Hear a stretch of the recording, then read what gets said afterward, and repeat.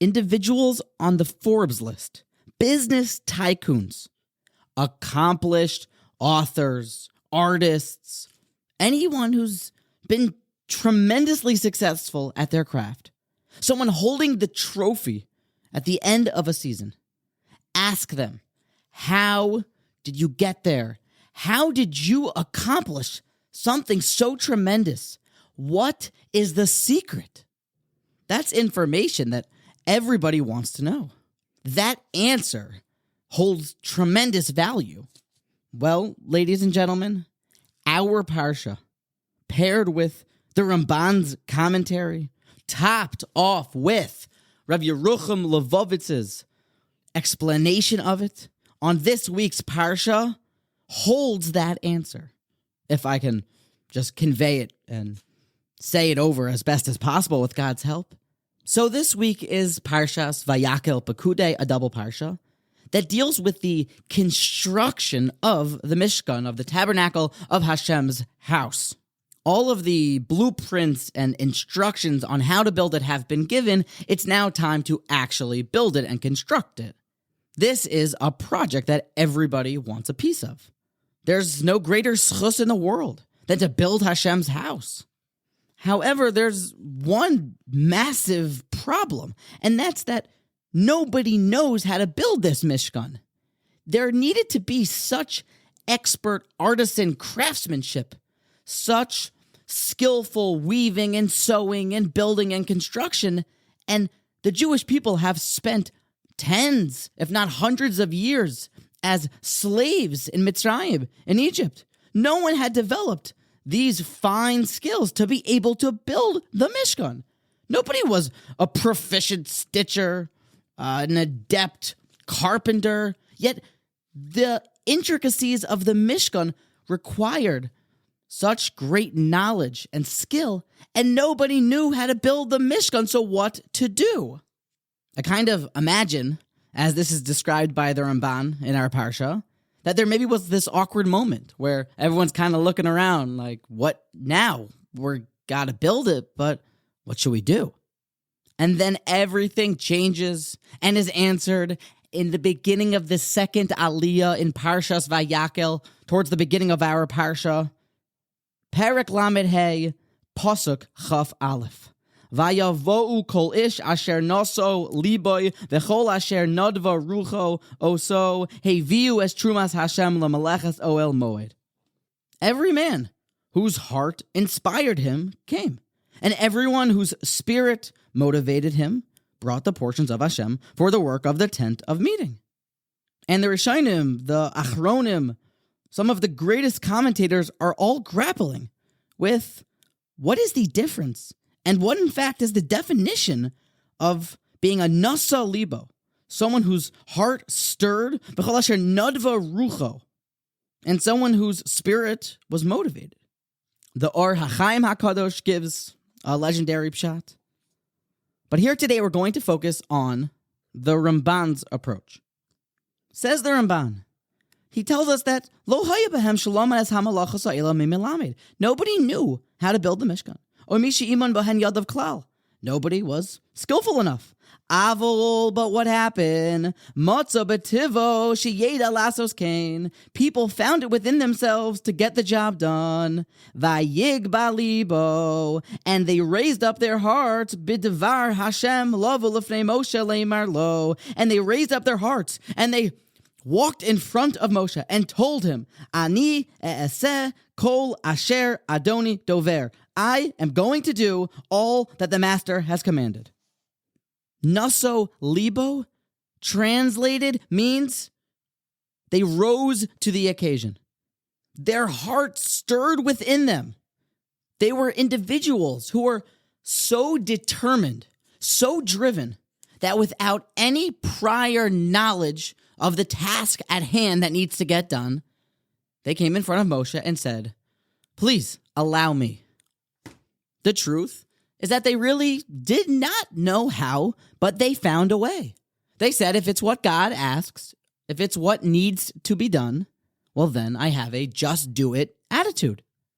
And what ended up happening is that these individuals, as described by the Ramban, They were matzah b'tivo. They found it within themselves that really they had those capabilities deep inside.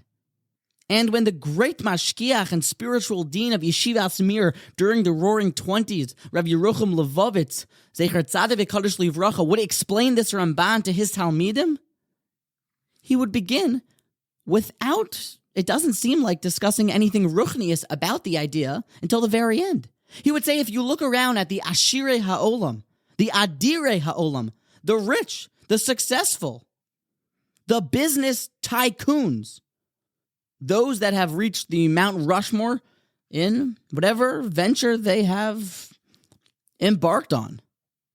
Rubam kikulam, almost all, if not every single one, has this enterprising, just do it type of attitude. Enterprising individuals make it to the top. He continues and says that if you actually find this in a person, they have this driven heart, it's a siman muvak. It's a clear sign that he is someone who's going to get great places. He's not cut from the same cloth as everyone else. And God forbid the opposite. A person could have all the skill and talent in the world, but if he lacks being a bal yizmeh, if he lacks a nadva rucho, if he lacks an unbreakable will and a determined spirit, then his results at the end of the day will be lacking. It's funny, in reading this speech that Rav Yerucham gave in Sefer Das Torah that his son wrote down all of Rav Yerucham's talks, it almost seems like Rav Yerucham can't find that exact proper word to give over this idea, so he resorts to Yiddish, and he calls it that we must be unternehmig, a Yiddish word for undertakers. We must be enterprising individuals. And the truth of this is that really Shlomo HaMelech, all the way back in Mishlei, in Proverbs, and Vav, tells us this exact yesod. It's also been explained and elucidated in the Medrash and Parshas, Shoiftim, Hey, Beis. And here's a pasuk from Shlomo HaMelech. Lech el nemala otzel. Go to the ant, you sluggard. Go watch an ant. Ra'a diracheha v'chacham. See the ant's ways and grow wise. Kind of ambiguous words. What can we learn from an ant? But the Medrash explains it to us. Ants don't live a very long time. It seems like an average black garden ant only lives about 6 months to a year. Yet it stockpiles food every single day, nonstop, to be able to eat for countless years. It would never be able to consume the amount of food that it collects, yet it keeps collecting. And the Medrash says, this approach needs to be taken in mitzvos. A person should never be satisfied, I did mitzvos, I did Torah, I got enough to eat. A person should never be satisfied. He should always want to keep stockpiling mitzvos, like the ant. So, lech el nemola, go look at an ant. Study its practices. And what does that exactly have to do with us? And that's because, says Rav Yerucham, based on this medrash, an ant, on its mission to stockpile food, picks up pieces of food that weigh more than 50 times its own body weight. One of the smallest animals in the world is determined. It needs to stockpile the food. It is striving, attempting, enterprising to stockpile food. So it finds within itself, in little puny ant, the ability to put a 50 times its weight kernel of food on its back and schlep it back into its house thing. Could you imagine, at the same scale, we would be able to pick up a fully grown cow, something that is the same comparative body weight of a regular human being. We could pick up a cow or a 20-foot pontoon boat. When we are determined and have a mission, you could find within yourself ridiculous amounts of strength. These individuals did not have the capability to build a Mishkan, yet they found it within themselves because of this Nasai Libo. And only because Rav Yerucham doesn't actually get involved with this Vart in the realms of spirituality until the very end. In fact, mostly at the beginning, he's just dealing with inspiring people in successful enterprises or bringing at least examples from them. I remember I was watching a sporting event. It was a championship game, and it's along these same lines. There was a player. He was the leading quarterback for his team. He had lost the largest game of the year. All he had worked for came crashing down. And I remember seeing the news the next day that player never left the stadium that night. He didn't shower. He didn't go home. He called his trainer and he hit the gym that night. He didn't sleep on it and get back to work the next day. But his dream was, although I don't imagine it was anything near something holy like building a Mishkan, but his dream, his goal, was to be the best, to win. So this is what needs to be done. I need to get bigger, faster, stronger. Time to work out. I remember reading a different article about a person who couldn't afford college, so they went to college during the day and drove for Uber through the night in their small beat-up car, only to take periodic 30-minute naps between 3 or 4 or 5 a.m. and drive for Uber through the night to pay for their college. Individuals who won't take no for an answer. Individuals who just do it. All of the individuals, all of these special, driven people that have reached the top of their craft, they all had this naso libo. They all cultivated within themselves a motivated spirit, a stirred heart. They were unternumming. They were undertakers. And they wouldn't stop until the task was completed. And now I want to elevate the conversation. I want to get into the ruchnius. I want to get into the spirituality. I want to talk nitzchias. I want to talk eternity. I want to talk Torah. I want to talk mitzvahs. I want to talk great, real spiritual accomplishments.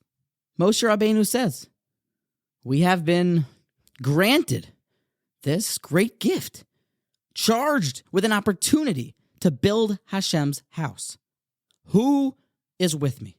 Who's going to come? Who's going to do it? Everyone looking around, not sure what to do. The Nasai Liboy Ledvar Hashem stepped forward, told Moshe Rabbeinu, where's the hammer? Give me the blueprints. I'll have it on your desk in the morning. And what ended up happening is matzah b'tivo. They were very capable. It's almost scary and, funny at the same time that we believe ourselves to be, modestly capable. When it comes to our Torah and mitzvos, we're very, very happy and think that our productivity is and should be capped at, reasonable accomplishments. But leich el nemala, look at the ant. The trick is to step in front of Moshe Rabbeinu and say, Ani esa kol asher adoini doiver, I'm going to do it. How is it possible that the Ramban was able to write in his Hakadama of Yad HaChazaka, his great Mishnah Torah, that I'm going to write here in these following books all of Torah so that it can be described and explained easily for everyone to access? All right, here we go, and my name is Moshe ben Maimon.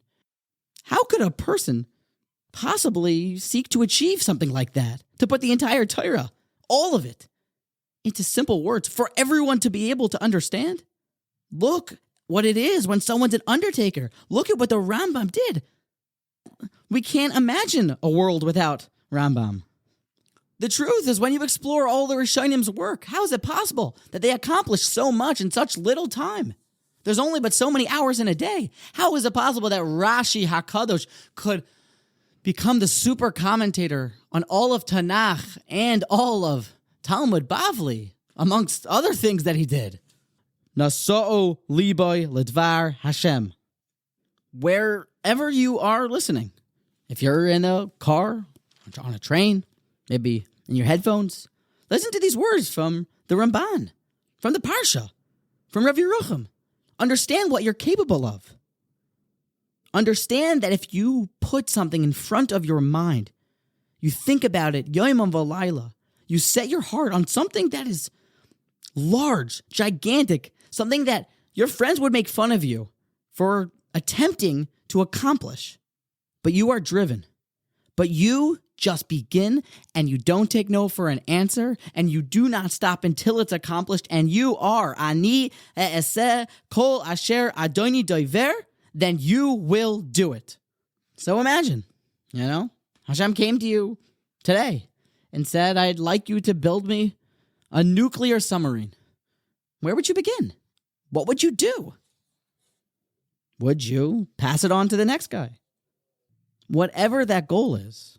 You want to be an author of a bestseller? You want to be on the Forbes list? You want to make millions so that you could give it all away to Torah and mitzvos? You want to give it as tzedakah? You want to write a sefer on Shas? You want to just become the greatest, most God-fearing Jew to ever live? You want to build a Mishkan Hashem? Then vayigba liboy b'dvar Hashem lovu lefnei Moshe leimar lo ani e'aseh kol asher adoni doiver. No problem. I'll have it on your desk in the morning.